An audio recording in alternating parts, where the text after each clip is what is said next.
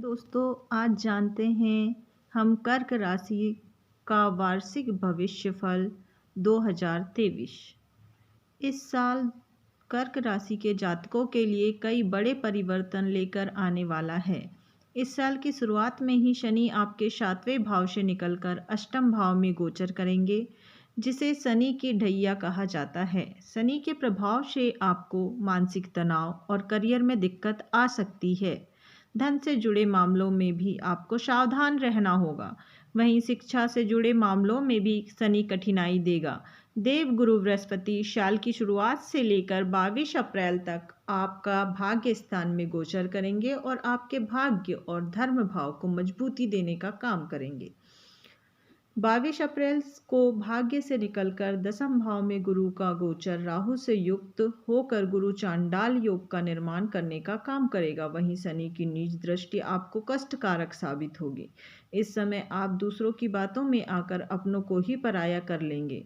कार्यस्थल पर आपके शत्रु लगातार आपको परेशान करने वाले हैं। राजनीति से जुड़े जातकों को कठिनाई होगी। आपके ऊपर झूठा आरोप लगाकर एफआईआर की जा सकती है। अष्टम भाव में शनि होने के कारण आपको कोई बीमारी घेर सकती है। आपके कार्यस्थल पर सतत रूप से विघ्न आने के योग हैं, लेकिन गुरु के भाग्य में होने से आप उनसे बाहर निकल जाएंगे।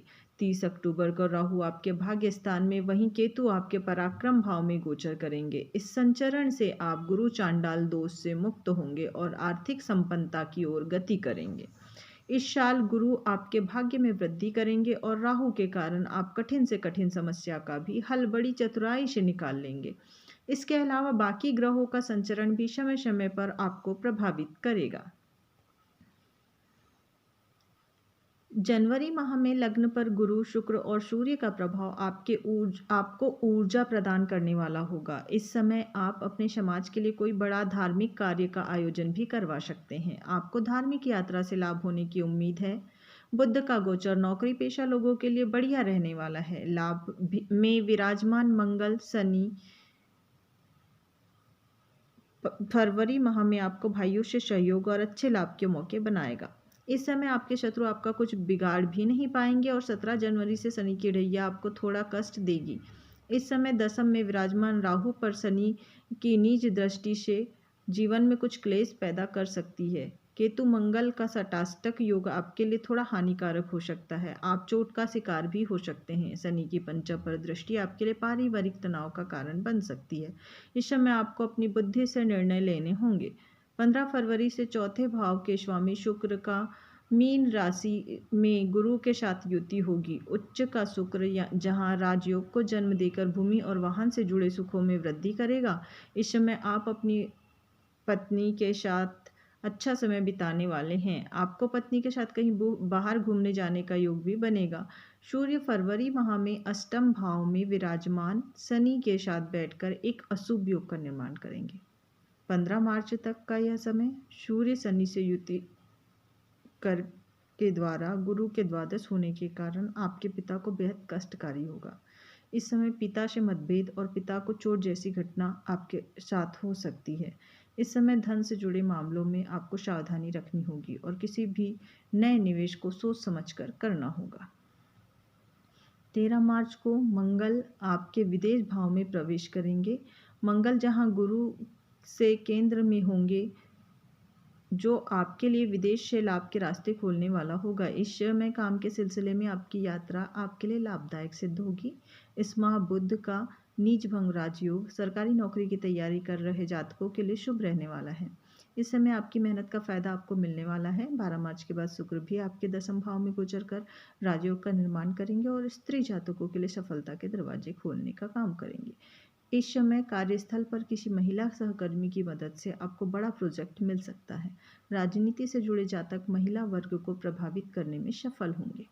अप्रैल में उच्च के सूर्य की युति दशम भाव में राहु बुध के साथ होगी। इस प्रभाव से आप कुछ बड़े निर्णय ले सकते हैं।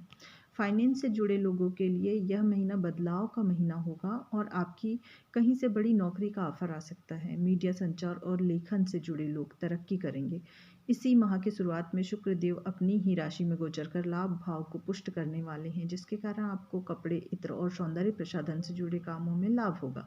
कारोबारी महिला वर्ग को बड़े ऑर्डर मिलेंगे और धन प्रवाह उत्तम रहेगा। इसी महीने के अंत में देवगुरु बृहस्पति आपके दसम भाव में प्रवेश कर राहु से युति करेंगे। 22 अप्रैल से 14 मई तक वहां सूर्य भी होंगे। इस समय मेष राशि में सूर्य, गुरु और राहु की युति होगी और शनि की दृष्टि के कारण कार्यस्थल पर आपको अत्यधिक मेहनत करनी होगी। इस समय आपके दसम भाव में गुरु चांडाल योग का निर्माण होगा और इसके प्रभाव से धन से जुड़े मामलों में कठिनाई होगी। हालांकि राजनीति से जुड़े जातकों को अच्छा पद मिलने की संभावना दिखाई पड़ रही है। 10 मई से मंगल का कर्क राशि में गोचर होगा, जो कि मंगल की नीच राशि है। इससे पूरे माह दसम भाव में राहु, गुरु और बुध की युति होगी। इस समय मौसमी बीमारी से आपको खुद को बचाना होगा। मंगल लग्न में बैठकर शनि के साथ अशुभ षडाष्टक योग का निर्माण करेंगे। शनि और मंगल एक दूसरे से 6 और 8 होकर इस अशुभ योग का निर्माण कर आपको कष्ट प्रदान करने वाले होंगे। इस समय किसी दुर्घटना से आपको नुकसान हो सकता है। वहीं भाइयों से विवाद संभव है। कोर्ट के केस के निर्णय आपके खिलाफ जा सकते हैं। इस समय शनि की बुध पर दृष्टि मंगल के साथ इस योग के कारण धन खर्च का योग दिखाई पड़ रहा है। जून के माह में 12वें सूर्य और चौथे भाव में विराजमान केतु पर मंगल की दृष्टि से मानसिक तनाव बना हुआ रहेगा। हालांकि बुध के लाभ स्थान में गोचर से आपको वित्त के मामलों में थोड़ा सुकून मिल जाएगा।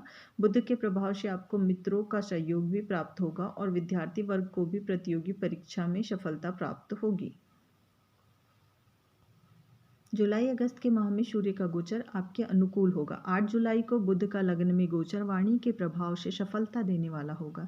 इस समय मंगल शुक्र का संयुक्त गोचर व्यापारी वर्ग के लिए शुभ साबित होगा। जो जातक पैतृक व्यापार से जुड़े हुए हैं उनके काम में उन्नति होगी। गुरु की धन भाव पर दृष्टि पत्नी के सौभाग्य में वृद्धि करने वाली होगी। इस समय आपकी पत्नी के माध्यम से आपको धन की प्राप्ति संभव है। 7 अगस्त को शुक्र का लग्न से होने वाला गोचर वाणी में मधुरता प्रदान कर कार्यों में गति लाने का काम करेगा।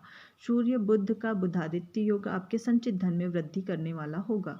18 अगस्त को मंगल पराक्रम भाव में गोचर आपको साहसी बनाएंगे और भाइयों के सहयोग से मन प्रसन्न होगा। इस समय शनि मंगल का षडाष्टक योग भी होगा।